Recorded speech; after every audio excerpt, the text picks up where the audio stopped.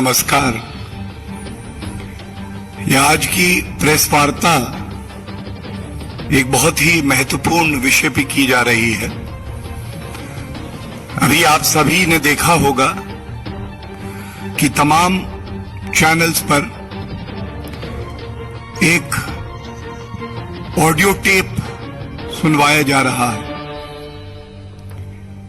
इस audio tape में जो तथ्य सामने आए हैं उन पे ही मैं चर्चा करना चाहूंगा।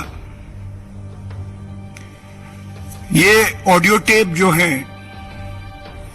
एक व्यक्ति गणेश बागड़िया के हैं जो एक बड़ा खुलासा कर रहे हैं।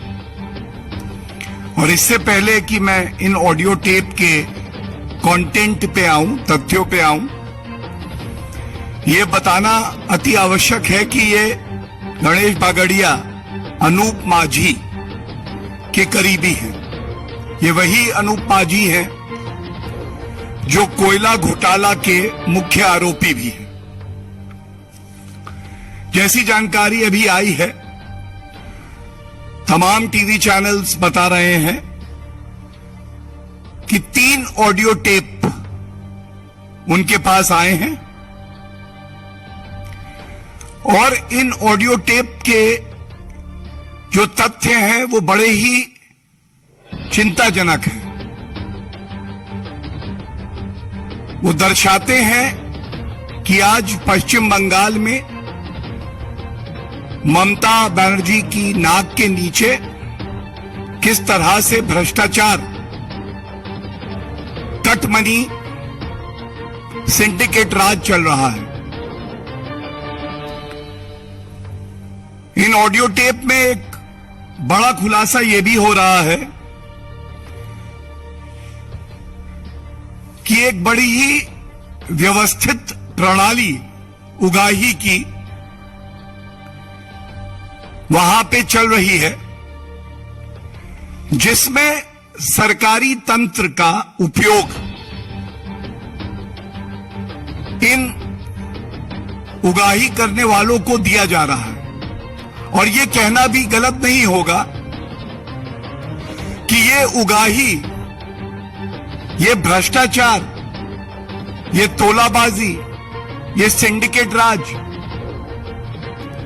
ये मुख्यमंत्री की आंखों के सामने हो रहा है और उनके भतीजे के खासम खास विनय मिश्रा उगाही एजेंट बन के सबसे डिमांड कर रहे हैं। ये विनय मिश्रा, विकास मिश्रा, अशोक मिश्रा बताया जा रहा है कि अभिषेक बनर्जी के बड़े खासम खास हैं। और इस स्तर पे उगाही है कि टारगेट दिए जा रहे हैं एक्सटॉर्शन के। इस महीने का टारगेट 40 करोड़। ये जो पूरा उगाही स्कैंडल कहना गलत नहीं होगा,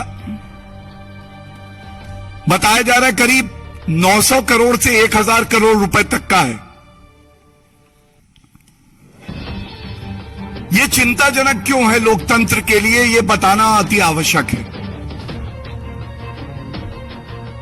जो तथ्य सामने आए हैं, पश्चिम बंगाल की जनता ने विश्वास जताते हुए ममता दीदी को मुख्यमंत्री बनाया। हम सब जानते हैं इससे पहले लेफ्ट की सरकार थी, तब भी वहां भ्रष्टाचार था। आम जनता को लगता था कि बदलाव की एक लहर आएगी, लेकिन आज और बुरा हाल हो गया है। खेला हो बे, खेला हो बे, खेला हो बे, बहुत सुना हमने।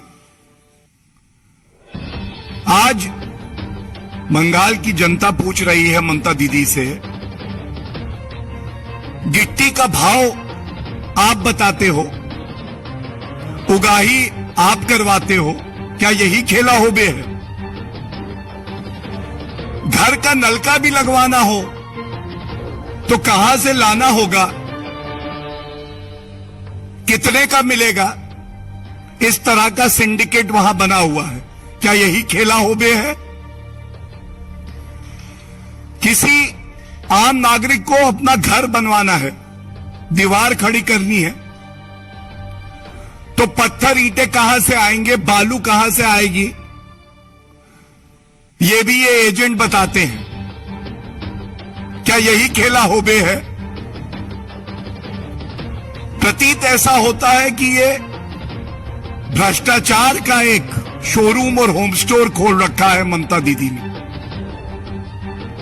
और चिंताजनक ये इसलिए है कि अगर बंगाल की जनता त्रस्त होकर इसकी शिकायत करती है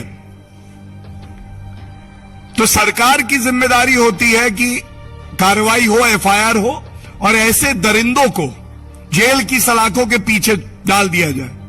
लेकिन दुख की बात यह है, क्योंकि कट मनी है, हर चीज का एक रेट चार्ट है, तो उनको जेल की सलाखों पे नहीं डाला जाता है, बल्कि इन ऑडियो टेप से सामने आया है,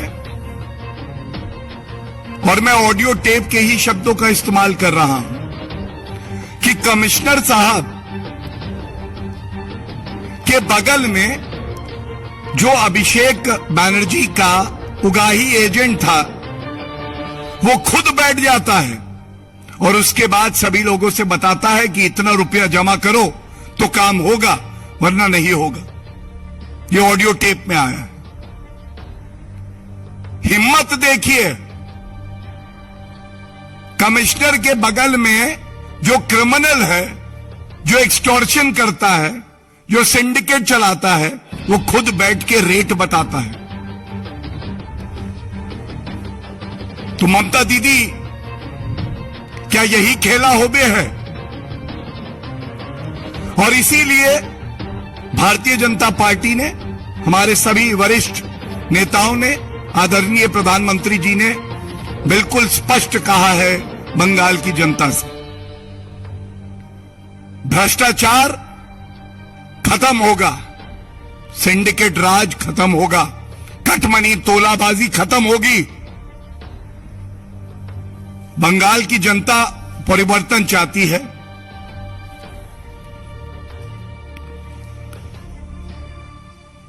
और ये कहना भी गलत नहीं होगा, हम लोग कहते हैं कि पार्टी को क्या बचाव में कहना है, लेकिन इन ऑडियो टेप के बाद जो घिनौना सच सामने आया है, हर कोई शर्मसार हुआ है और कुछ कहने के लिए बचा ही नहीं है। अगर ममता दीदी में कुछ शर्म बची है तो वो बंगाल की जनता से माफी मांगे कि जिस जनता ने आपको इतना सम्मान और प्यार दिया, सेवा करने के लिए मुख्यमंत्री पद से नवाजा, आप उसी आम जनता के खिलाफ एक्सटॉर्शन रैकेट चलवा रही थी। इन सब तथ्यों का संज्ञान लेने के बाद ये कहना गलत नहीं होगा, 2 मई दीदी गई, 2 मई कटमनी गई, 2 मई सिंडिकेट राज गया।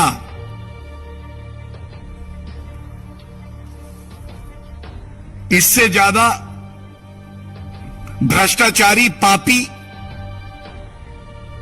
और गरीबों पे अत्याचार करने वाली सरकार शायद ही लोकतंत्र ने अभी तक देखी है। ये गंभीर मसला है और पश्चिम बंगाल की जनता ये प्रश्न पूछ रही है कि हमारी सेवा करने के बजाय ये एक्सटॉर्शन रैकेट क्यों चल रहा था।